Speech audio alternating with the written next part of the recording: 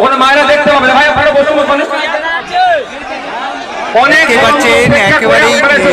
প্রচুর মানুষ, আমরা কিছু কথা বলবো, আপনারা শুনবেন। এমন পরিস্থিতি রাখতে হবে এখানকার, যাতে শুনতেও বলতেও ভালো লাগে, শুনতেও ভালো লাগে। আপনারা যারা আছেন ভাই, অনেকটা জায়গা ঢুকছে, দেখো করোনা ঢুকে ভাই, আপনি তাই বুঝবেন। মিডিয়ার পার্সন আপনি বসো।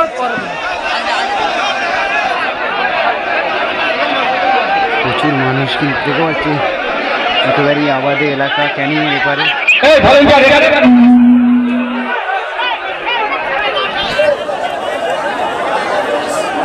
একেবারে আবাদ এলাকায় প্রচুর মানুষ।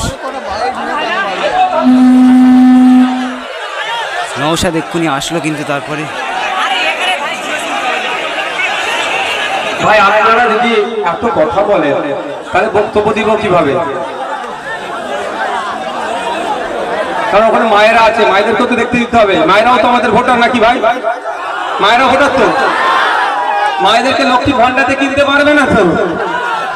মায়েদের থেকে লক্ষ্মী ভান্ডারের থেকে বড় কিছু আমরা চাইছি মায়েদের জন্য। তো মায়েদের পুরুষরা ওখান থেকে সরে যান, ওই দিক থেকে সরে যান ভাই। দূরে যারা আছেন একটু বসে যান, দেখতে ভালো লাগবে, ওখানে বসে যান। যারা আপনাদের পিছনে দাঁড়িয়ে আছে তাদেরকে আপনারা দায়িত্ব নিয়ে ভলেন্টিয়ারের ভূমিকা পালন করে বসিয়ে দেন। তো আপনারা একটু বসিয়ে দেন, বসে পড়ুন ভাই। ভাই যারা আছেন দেখতে ভালো লাগবে, বসে পড়ুন, আপনারা ঠিকঠাক বসুন ভাই। যারা আছে বসে পড়ুন, বসে পড়ুন, দেখতে ভালো লাগবে, বসে পড়ুন, বসে পড়ুন। জয়নগর লোকসভায় রেকর্ড কিন্তু। যারা আছে সুমনজি, একটা ক্লিয়ার রাখতে হবে ভাই।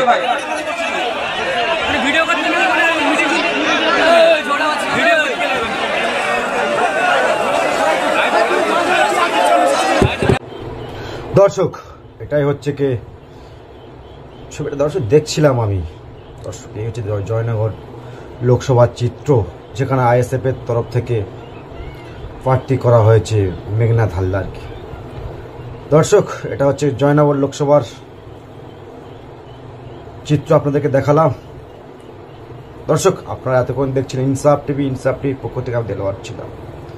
দর্শক এই হলো জয়নগর লোকসভার মধ্যে একটি এলাকায় যে আব্বাস সিদ্দিকী ভাই নওশাদ সিদ্দিকী, যে আইএসএফ এর চেয়ারপারসন বা ভাঙড়ের বিধায়ক, তিনি একটা সভা করেছে গতকাল। দর্শক এই ভিডিওটা ভাইরাল হয়েছে, দর্শক দেখছিলাম যে জয়নগর লোকসভার মধ্যে এই যে সভাটা, তারা মানে ইলেকশনের প্রচারের সভাটা কিন্তু তারা চালু করে শুরু করে বিভিন্ন জায়গায় তারা সভা করছে। দর্শক দেখছিলাম আমরা যে জয়নগর লোকসভা যেই লোকসভার মধ্যে কিন্তু ক্যানিং মানে বিধানসভাটা পড়ে আর কি, যে জয়নগর লোকসভা সেখানে কিন্তু ক্যানিং বিধানসভাটা তার মধ্যেই পড়ে। মানে শওকত মোল্লা সাহেবের মানে এমএলএ শওকত মোল্লা কিন্তু সেই জয়নগর লোকসভার মধ্যে একটি বিধানসভা রয়েছে, সেখানে শওকত মোল্লা সেখানকার বিধায়ক। দর্শক দেখছিলাম মানুষকে ধমকে চমকে আর আটকে রাখা যাবে না। দর্শক গতকাল এই ভিডিওটা মানে ভাইরাল হয়েছে। দর্শক ভাইরাল হিসেবে আপনাদেরকে দেখালাম যে মানুষের উপচে পড়া ভিড়, সেখানে জয়নগর লোকসভার মানুষ কিন্তু এবারে আর তৃণমূল কংগ্রেসকে মনে হয় দর্শক পাত্তা আর দেবে না মনে হচ্ছে দর্শক। কারণ যে চিত্র সেখানে দর্শক দেখছিলাম আমরা, আপনারা অনেকেই হয়তো দেখেছেন যে মানুষের ঢল কত। জয়নগর লোকসভায় কিন্তু আগে 2019-এ লোকসভা নির্বাচনে সেখান থেকে কিন্তু তৃণমূল কংগ্রেসের প্রার্থী জয় হয়ে পার্লামেন্টে গিয়েছিলেন দর্শক। তো সেখানকার চিত্র আমরা দেখছিলাম যে এত মানুষের ভিড়, আসলে ভিডিওটা সত্য কিনা বা 2021-এর ভিডিও কিনা, বিধানসভা নির্বাচনের ভিডিও কিনা। দর্শক আমরা দেখছিলাম যারা ভিডিওটা গতকাল জয়নগর লোকসভায় আব্বাস সিদ্দিকী সাহেবের ভাই নওশাদ সিদ্দিকী সাহেব তিনি গিয়েছিলেন। আর মানুষের যে উপচে পড়া ভিড়, মানুষের যে সাড়া, দর্শক সেটা কিন্তু আর বলতে বাকি রাখেন। দর্শক আমি দেখছিলাম ভিডিওটা গতকাল থেকে ভাইরাল হচ্ছে। এবারে মনে হয় শওকত মোল্লা সাহেবের আর সেই মস্তানি চলবে না দর্শক। যেহেতু তিনি মস্তানি যে মারে যে জয়নগর লোকসভায় বিভিন্ন বিধানসভাতে গিয়ে, দর্শক সেটা মনে হয় দর্শক আর চলবে না। কারণ মানুষের যে উচ্চ পড়া ভিড়, মানুষের যে আওয়াজ, দর্শক আমরা ভাবছিলাম হয়তো এই ভিডিওটি হয়তো 2021 সালের বিধানসভার ভিডিও হয়তো দর্শক হবে, কিন্তু দর্শক না। দর্শক দেখতে পাচ্ছেন এখন মানে স্ক্রিনে যে ভিডিওটা দেখছে এখনো পর্যন্ত দেখতে পাচ্ছেন মানুষের যে মানে ভিড় শাসকের বিরুদ্ধে সভাতে। জানি না তারা কত ভোট পাবে, কত ভোটে তারা জিতবে।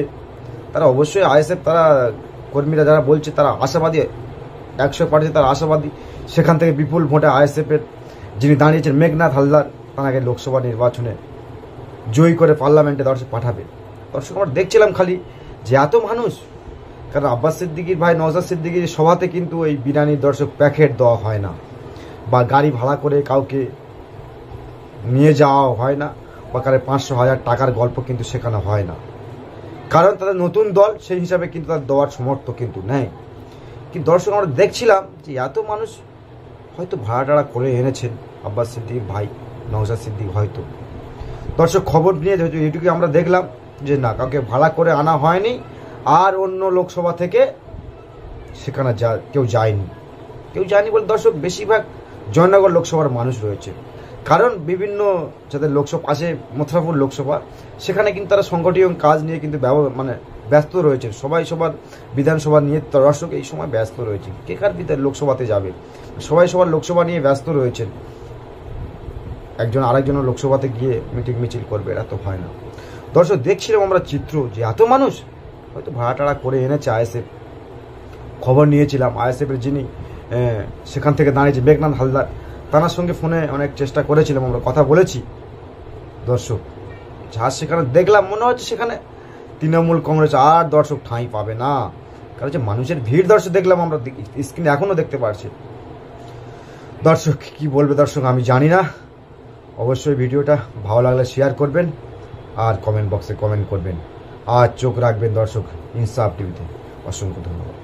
চুপচাপ চুপচাপ চুপচাপ।